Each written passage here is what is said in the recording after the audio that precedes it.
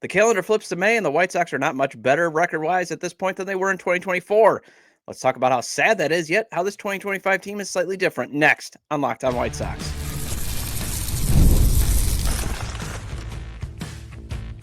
You are Locked On White Sox, your daily Chicago White Sox podcast. Part of the Locked On Podcast Network, your team every day.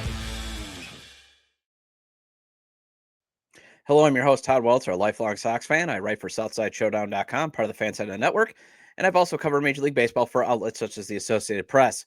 And thanks for making Locked On White Sox your first listen every day, part of the Locked On Podcast Network, your team every day.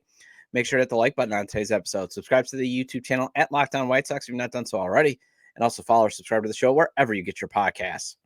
Well, the White Sox wrapped up April with just 7 wins after having just 6 in 2024.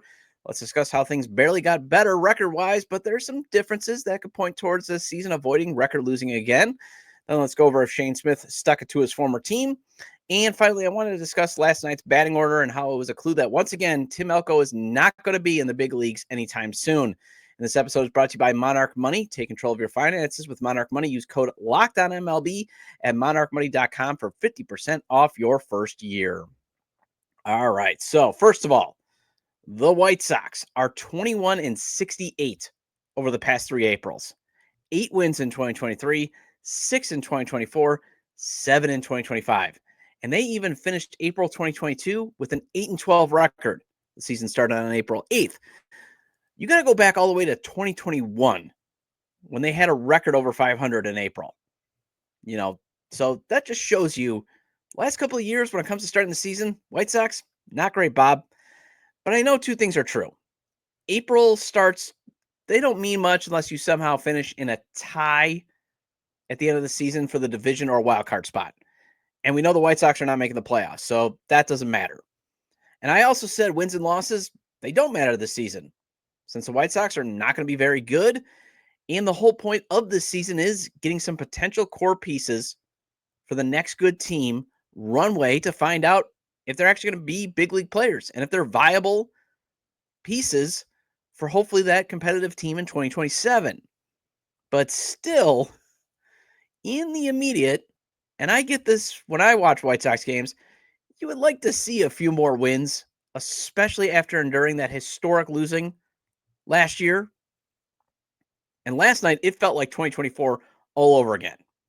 You had base running gaffes, errors, in offense that struggled to score runs, and the bullpen eventually giving up the game. All the greatest hits from 2024. And that's why it's just sad to see the White Sox only be a game better, especially since the owner prioritized minimizing his financial losses because they are going to lose a lot of money with the move over to the CHSN and how that's been in such a big debacle and how basically it's being broadcast to an audience of no one since it's not on Xfinity right now. 50% of Chicago households technically cannot access White Sox games versus, via their preferred method of consuming television content. I mean, yeah, you could technically get the streaming option, but who wants to pay $19.99 for a 7-win team right now? Not many folks out there.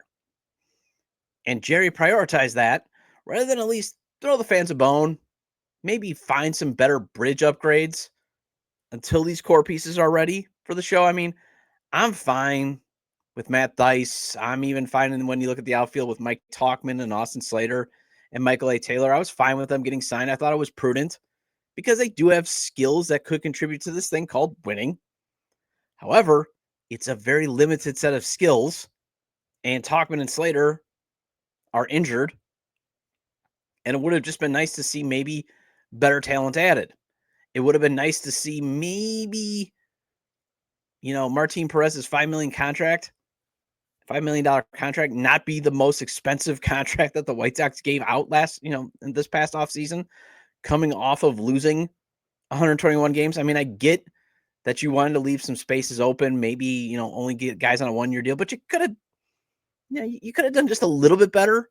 And I talked about that on past shows in the offseason if you want to go back, especially in the bullpen, where you could have signed some guys to be flipped at the deadline in a trade market that has been very favorable to bullpen arms.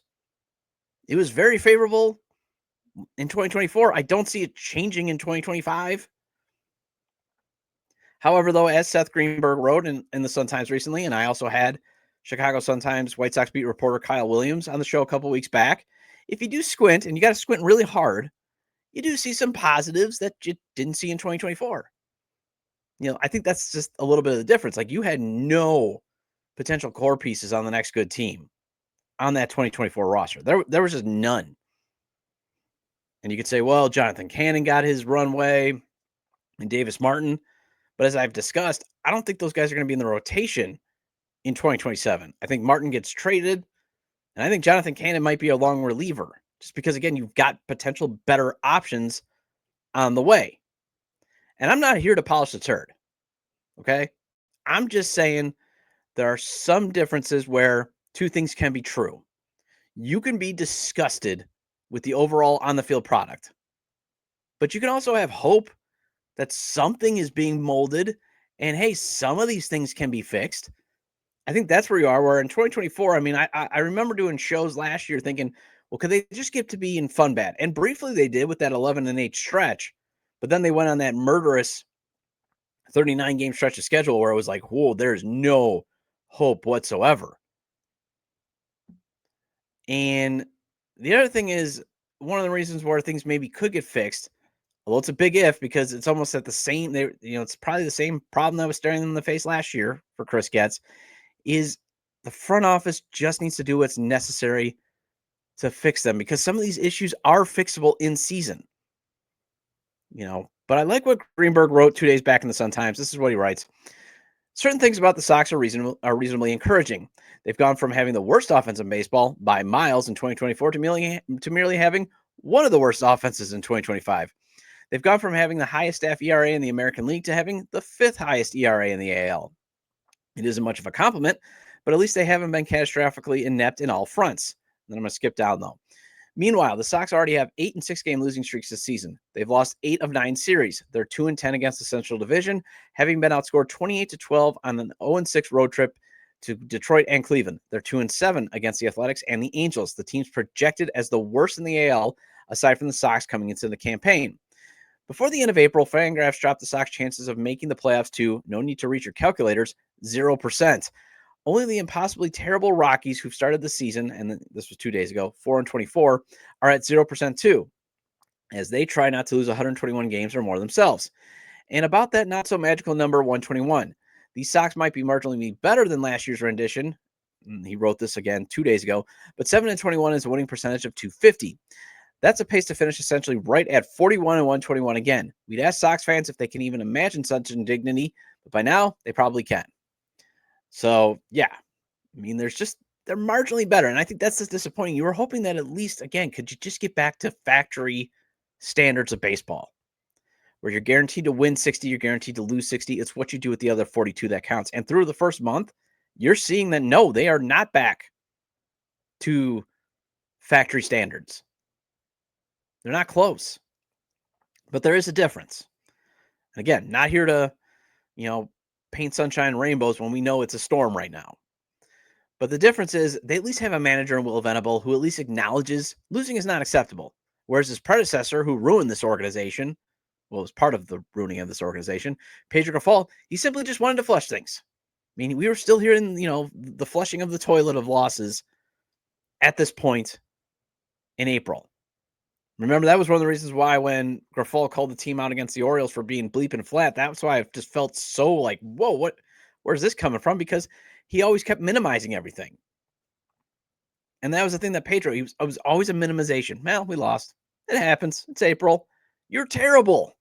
You should at least have a standard of we should play better. And I think Will Venable is trying to implement that standard. And that's one of the things that you want to judge Will Venable on this season. And I'm not saying he's the chosen one, but I do like how his comments at least acknowledge the problem, tries to offer a general, here's what we're working on to solve the problem, or at least what we have to do, and then gives us all we can do is work, because that's all you can do. And that's where I get at least a little encouraged. I mean, he's basically not peeing down your leg and telling you it's raining, that type of stuff. He's not telling you to flush everything on to the next day. We just got to flush it. And yes, there is at least some improvement in even how they're losing. And I know that sounds sort of contradictory. Like, again, should we be pleased with losing? No. But at least it's better than the 8 shutouts last year to start the season and 6 losses of 5 or more runs. This year, they've only had 3 shutout losses, 5 losses of 5 or more runs. And I always put 5 or more runs because that, to me, is an official blowout. Because if you lose by 4 runs, yeah, it doesn't look great. But technically, if you got the bases loaded and a guy at the plate, you have a chance to tie the game. So I've always put 5 or more runs. And again, I'm not polishing bad into good. But one thing I did say is if they were going to lose this year, you wanted it to be because they were eventually overmatched or they fought to the bitter end and, hey, it just didn't bounce their way. So you are seeing that. They are fighting these teams, But also at the same time, and I know I'm bouncing back and forth, but and that's another thing. Like you wish you just weren't in this spot where it's like, I got to go back and forth, back and forth, back and forth. But I think this near winning this year can be harder to stomach than just getting your doors blown off like last year. Like at least getting your doors blown off was like, oh, okay. I mean, we know they're bad. They were just extra special, unlucky, and poorly led that led to the historic losing. This is like, man, they could at least be, a few games better. I mean, they could have double-digit wins at least right now. I'm not saying they're going to be making the playoffs, but it would be at least a little bit more easy to stomach. And they just keep finding ways to lose. And I talked about it yesterday. It would be nice to no longer watch the Sox, get the lead or even tie the game and then think, how the heck are they going to blow it? Because, again, that's what happened yesterday and the day before that. But I do want to pivot more than into the hope because I firmly believe if the front office is willing to experiment, you can at least fix some of these blown lead issues or at least try. And that means short leash for those guys in the bullpen. And I will say I'm a bit disappointed that Tyler Gilbert gets optioned to AAA over Brandon Eisert to make room for the returning Frazier Ellard. I mean, Eisert was terrible in April. Short leash, give up on him, on to the next guy. And also, what does that say about Tyler Gilbert? I mean, I know he was an opener, gives up a home run, but you just basically, you traded for him, or they claimed him off waivers, but this is a guy that you could have maybe, if you feature, maybe he gets some outs, could flip at the deadline. And now you're saying, well, he's just not worth it. We're going to send him to AAA. And I'm not saying he deserves a big leash either. And you could probably option both of them. And I'm not saying that these guys are going to bring miracles, but it cannot hurt to see what Addison Coffey and Eric Alder can do. The youngish pitching prospects that you have down in Charlotte that are actually doing these things called getting outs.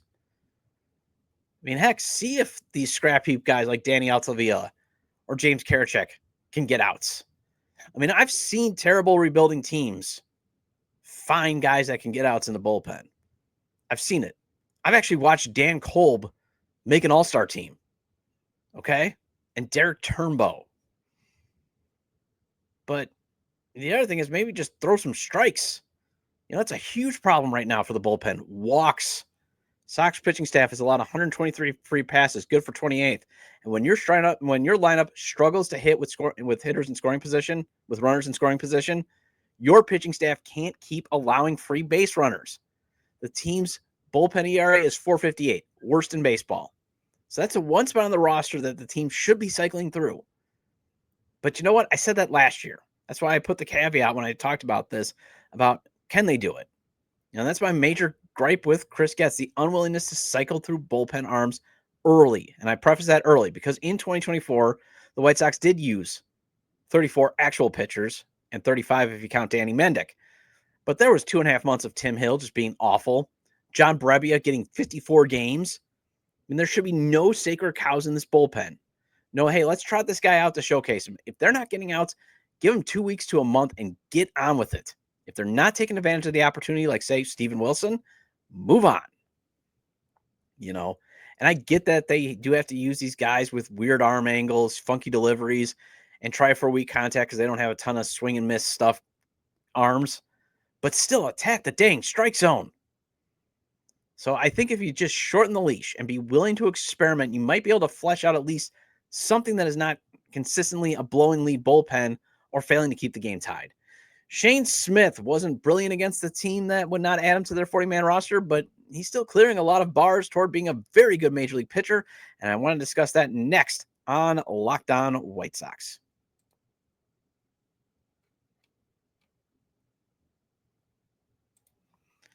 Ever check your bank account and wonder, where did all my money go? Between dining out, online shopping, and entertainment, it's easy to lose track. That's where Monarch Money comes in, your personal CFO, giving you full visibility and control over your finances. Monarch Money isn't just a budgeting app, it's a complete financial command center. You can track all of your accounts, investments, and spending in one place, so you stop just managing your money and you start building wealth. And instead of juggling multiple apps, you can use Monarch to check your finances, track spending, and even plan long-term goals. Managing money with your partner, smoother than ever. You can track shared and personal accounts, set goals, and stay on the same page without the stress. Take control of your finances with Monarch Money. Use code LOCKEDONMLB at monarchmoney.com for 50% off your first year. That's monarchmoney.com, code LOCKEDONMLB for half off your first year.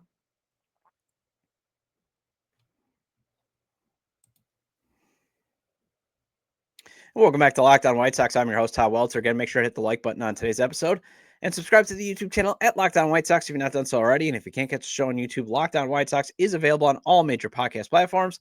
So make sure to follow or subscribe on places such as Apple or Spotify. Either way, you get your 30-minute fix of Chicago White Sox baseball venting with me. All right, so Shane Smith continues to show he has the stuff to be a darn good starting pitcher. Through 6 career starts, he continues to meet most moments, and the stuff just continues to be amazing. I mean, that changeup is filthy. And he did show his former team, the Milwaukee Brewers, that maybe probably should have kept him on the 40-man roster. I mean, I would definitely rate his start against the Brewers solid, especially when his counterpart, Tobias Myers, battled with his command through the first 2 innings, and then he was essentially benched. I mean, Brewers manager Pat Murphy admitted he pulled Myers early because he just wasn't making his pitches. And hey, if you can't execute, you're out. So at least Smith did give off the vibes that, yeah, the Brewers probably could have used him, especially with their starting rotation just ravaged by injuries. But you got to love that they didn't protect him as he continues to meet moments. And I think it was Josh Nelson of Sox Machine who tweeted out that maybe Getz just doesn't have a true plan. He's just going to continue to tank to get the number 1 pick in the Rule 5 draft to keep finding guys like Shane Smith. I mean, obviously you don't want to always have to be like, we need a Rule 5, the top pick in the Rule 5 to actually find a viable Major League Baseball player. But in this case, this might be the steal of the Rule 5 draft. I mean, there's been some great steals obviously before, but this is definitely going to be the one that looks like it's going to be the steal of this year's Rule 5 draft. Now, he did give up 3 runs, although 1 was earned as Gage Workman made a terrible error in the first inning. He also walked 3 and allowed 6 hits, but he did strike out 4. But what he did well was he minimized the damage during most innings, whether it was getting that ground ball out, whether it was getting that ground ball needed to turn that double play or a key strikeout. And he did that twice to Jackson Chourio. That's what he was doing. He was definitely minimizing the damage. And that's, one of the things that obviously you want to see out of a viable starting pitcher, because they're going to give up runs. They're going to give up base runners. It's going to happen. They're not going to dominate every single time, but you want to see, can you get out of the trouble? And that is what Smith did. And he also got through at least most of the Brewers batting order the third time around, and it didn't turn into a huge ordeal like the past 5 starts. So check that box. That's pretty good. And I did like the process of pulling him after 80 pitches, especially with Steven Wilson, taking advantage of his opportunity. He provided good cover for another inning in the third. It was just Cam Boozer who couldn't, come through to keep the game tied. And, let's just not go over the rest of the bullpen. Cam Boozer, I think he's been pretty solid. But, other than Mike Vassell and Steven Wilson, who are taking advantage of their opportunities, it's been rough. It's been a rough go there. It's been tough. And that's why I go back to the first segment. Let's start trying some other guys. Can't hurt. You're going nowhere anyway. Maybe try to find some arms that can get some outs long term. Or again, they can get some outs over the next 2 months, and you can trade at the trade deadline. Let's get some more William Bergolas. I'm all for it. But every time I watch Smith, I keep coming away more impressed because that stuff just continues to look nasty. I mean, he's making that ball dance. He keeps even making a smart team like the Brewers, and the Brewers do have a very smart front office. He's making them look stupid for not protecting him in the Rule 5 draft. I mean, the Brewers don't make a ton of mistakes front office wise. A lot of the moves they make usually work out well, especially pitching wise, since they have one of the best pitching labs in all of baseball. And he is making them look foolish. And I keep getting encouraged by Smith, consistently providing the data that he has the ability to be a darn good league pitcher. I mean, if the stuff is good, obviously you have a good chance of being a very good pitcher, as Steve Still would probably say.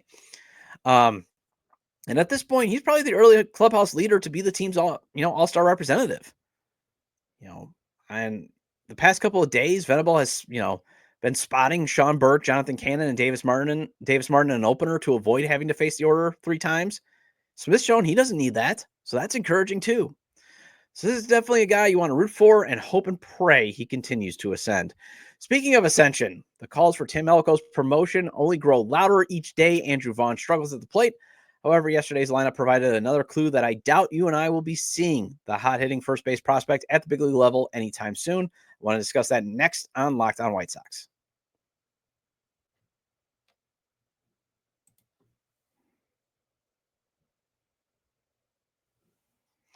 Did you know your Fire TV is also an Xbox?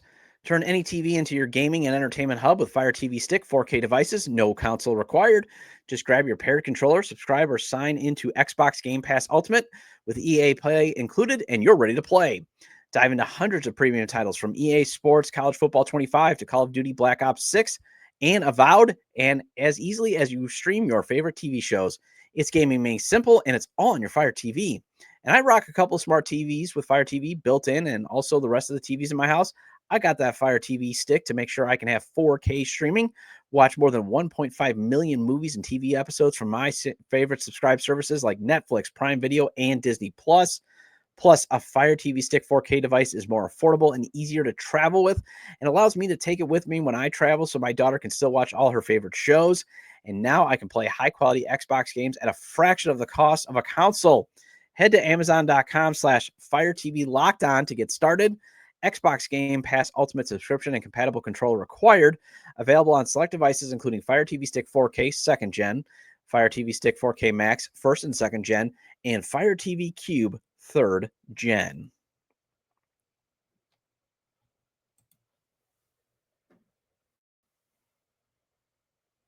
And welcome back to Locked On White Sox. I'm your host, Todd Welter. Again, shout out to all the everydayers. I appreciate your loyalty. Please hit the like button on today's episode and recommend to your fellow Sox fans or baseball fans, friends, to subscribe to the YouTube channel at Locked On White Sox or wherever they get their podcasts, as this show is available on all major podcast platforms.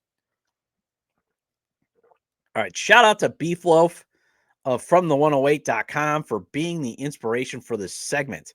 He's been doing the Lord's work lately on X, formerly Twitter, at Mr. Delicious 13. Check him out.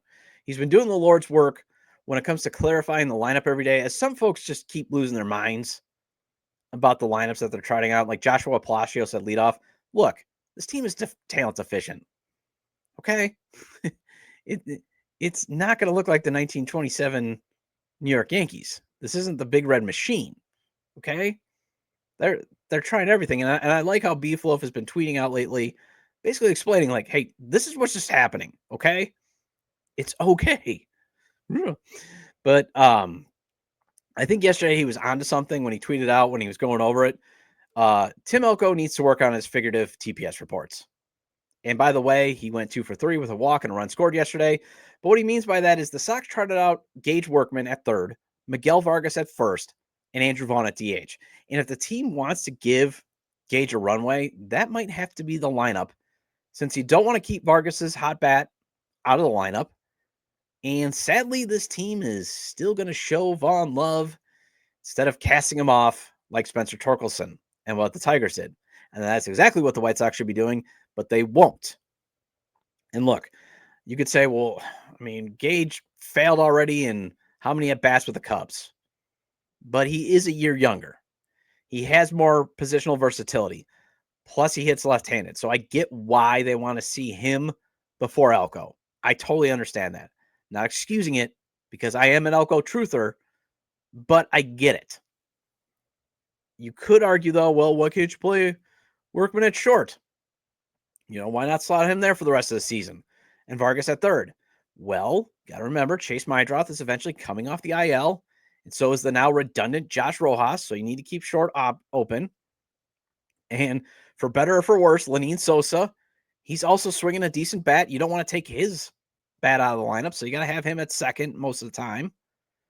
You also, again, they're obsessed with, White Layuri, and I think that's what he is, Brooks Baldwin. They need to rotate him, whether it's in the outfield or at short. So it's not like you're just going to be like, hey, let's give Gage Workman, 400 at bats at shortstop. Plus, if they're willing to pull Colson Montgomery to basically go to swing school, it sounds like they're not done with Colson Montgomery. They're going to do everything they can. So I think they want to keep short clear.